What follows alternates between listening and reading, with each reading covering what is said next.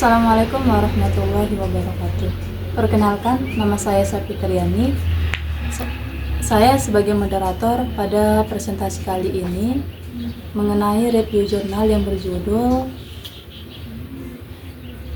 Pengaruh Gaya Kepemimpinan Terhadap Kinerja Karyawan pada PT KO Indra Citra Garmen, Jakarta pada mata kuliah Perilaku Keorganisasian. Yang pertama-tama yang saya hormati dosen pembimbing dalam mata kuliah Perilaku Keorganisasian, yaitu Dr. Habib Haji Dadang Suparman, SPDI SE MM, beserta asisten dosen Ibu Nia Novita SAK. Untuk mengefektifkan waktu, langsung saja kita mulai presentasi ini. Yang akan disampaikan Saudara Sulati, kami persilahkan. Assalamualaikum warahmatullahi wabarakatuh. Saya ucapkan kepada moderator yang telah memberikan kesempatan kepada saya untuk memaparkan materi pertama pada review jurnal kali ini. Yang pertama, saya akan memaparkan identitas jurnal, yaitu dengan judul Pengaruh Gaya Kepemimpinan Terhadap Kinerja Karyawan pada PT KO Indra Citra Garmen, Jakarta, dengan penulis yaitu Agus Jamaludin, dosen Universitas Indraprasta PGRI. Journal of Applied Business and Economics, volume 3 nomor 3 dengan edisi tahun terbit Maret 2017, halaman 161 sampai 169. Yang kedua ada abstrak. Pada penelitian kali ini bertujuan mengkaji pengaruh gaya kepemimpinan terhadap kinerja karyawan. Metode yang digunakan yaitu Fly Research dan Library Research dengan populasi 50 karyawan dan 20 sampel. Hasil regresi menunjukkan pengaruh aktif dan signifikan dengan persamaan regresi Y sama dengan 18,28 ditambah 0,43X dan T hitung 2,866 lebih besar dari T tabel 2,101, yang artinya gaya kepemimpinan memberikan kontribusi terhadap peningkatan kinerja. Sekian, wassalamualaikum warahmatullahi wabarakatuh. Saya kembalikan kepada moderator. Selanjutnya kepada pemateri kedua, Nurul Alia, saya persilahkan. Selanjutnya saya akan memaparkan materi yang ketiga, yaitu tentang latar belakang. Penulisan menekankan bahwa kinerja karyawan sangat dipengaruhi oleh sumber daya manusia. Kepemimpinan yang baik akan mendorong karyawan untuk lebih produktif dan efektif terhadap tujuan organisasi. Masalah muncul ketika gaya kepemimpinan tidak efektif dan bisa hancur ketika kemunduran organisasi. Ulang. Suka gitu ya kalau dapat video. Yoi. Untuk poin keempat yaitu kajian pustaka. Kajian pustaka pembahasannya itu mencangkup 4 poin. Yang pertama, pengertian kepemimpinan. Menurut beberapa ahli, yaitu Hasibuan, Bas, Robin, dan Hasibuan.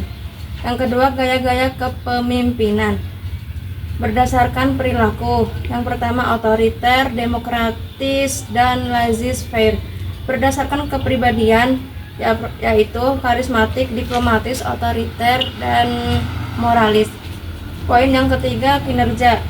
Didefinisikan sebagai hasil kerja pegawai yang dapat diukur dari kualitas, kuantitas, ketepatan waktu, dan sebagainya. Poin yang terakhir yaitu faktor-faktor yang mempengaruhi kinerja. Kemampuan individu, usaha yang dicurahkan dan didukungkan oleh organisasi. Sekian, terima kasih. Saya kembalikan ke moderator. Yuk. Selanjutnya kepada pemateri ketiga, yaitu Sasa Nursadah, saya persilahkan. Baik, sebelumnya saya ucapkan terima kasih kepada moderator yang telah memberikan waktu kepada saya. Di sini saya akan sedikit menjelaskan mengenai poin ke-5 dan ke-6 yaitu metode penelitian dan hasil penelitian. Untuk poin ke-5 yaitu metode penelitian. Pertama, ada jenis penelitian menggunakan data kuantitatif, yaitu menggunakan data numerik dan analisis statistik untuk menguji hipotesis. Yang kedua, ada metode menggunakan studi pustaka dan studi lapangan, di mana ini menggunakan gabungan antara teori dari literatur dan data langsung dari lapangan. Yang ketiga, ada populasi, yaitu ada 50 karyawan keseluruhan subjek yang menjadi target penelitian. Selanjutnya ada sampel, yaitu ada 20 responden dipilih secara acak atau random sampling sebagian dari populasi yang dijadikan sumber data. Selanjutnya ada instrumen, kuesioner dengan skala Likert, alat untuk mengumpulkan data biasanya berupa pernyataan dengan pilihan jawaban dari sangat setuju menjadi sangat tidak setuju. Selanjutnya ada analisis data, yaitu ada beberapa poin. Pertama, ada regresi linear sederhana untuk melihat pengaruh satu variabel bebas terhadap variabel terikat. Selanjutnya ada koefisien korelasi untuk mengetahui kekuatan hubungan antar variabel. Selanjutnya ada koefisien determinasi untuk mengetahui seberapa besar pengaruh variabel bebas terhadap variabel terikat. Dan poin terakhir ada uji hipotesis untuk menguji apakah hubungan tersebut signifikan secara statistik. Selanjutnya ada poin ke-6 yaitu hasil penelitian. Pertama, ada persamaan regresi memperoleh Y sama dengan 18,28 ditambah 0,43X. Artinya setiap peningkatan satu satuan variabel X, misalnya gaya kepemimpinan, akan meningkatkan Y, misalnya kinerja, sebesar 0,43. Selanjutnya ada koefisien korelasi memperoleh data 0,56 menunjukkan korelasi positif yang cukup kuat antara dua variabel. Selanjutnya ada koefisien determinasi memperoleh data 31,36%, artinya variabel X menjelaskan 31,36% variasi dalam variabel Y, sisanya 68,64% dijelaskan oleh faktor lain. Untuk selanjutnya uji T hitung sama dengan 2,866 lebih besar daripada T tabel sama dengan 2,101, artinya hipotesis diterima, pengaruhnya signifikan secara statistik. Dan yang terakhir, interpretasi gaya kepemimpinan berpengaruh positif dan signifikan terhadap kinerja karyawan, namun pengaruhnya hanya 31,36%, artinya faktor lain masih perlu diteliti. Terima kasih, saya kembalikan kepada moderator. Kesimpulan siapa tadi? Kamu. Baca lagi. Dan yang terakhir, pemateri keempat, kepada Siti Nur Fajriah, saya persilahkan. Terima kasih kepada moderator yang telah memberikan kesempatan kepada saya untuk menyampaikan review jurnal yang berjudul Pengaruh Gaya Kepemimpinan Terhadap Kinerja Karyawan pada PT Kaho Indah Citra Garmen Jakarta. Yang akan saya sampaikan yaitu kelebihan, kritik, dan saran. Kelebihan yang pertama yaitu topik relevan dan penting dalam manajemen organisasi. Yang kedua, penggunaan metode kuantitatif dengan uji statistik yang tepat. Yang ketiga, menyajikan hasil yang jelas dan terukur. Selanjutnya yaitu kekurangan. Yang pertama yaitu ukuran sampel kecil atau 20 dari 50 mengurangi generalisasi hasil.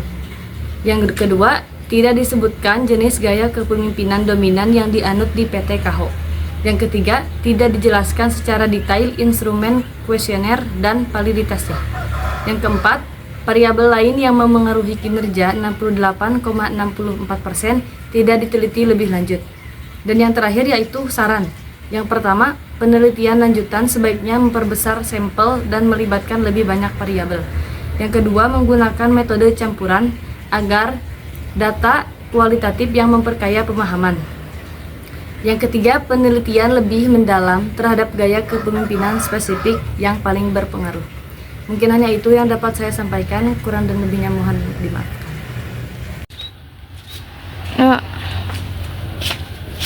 Yang terakhir adalah kesimpulan yang akan disampaikan oleh saya sendiri.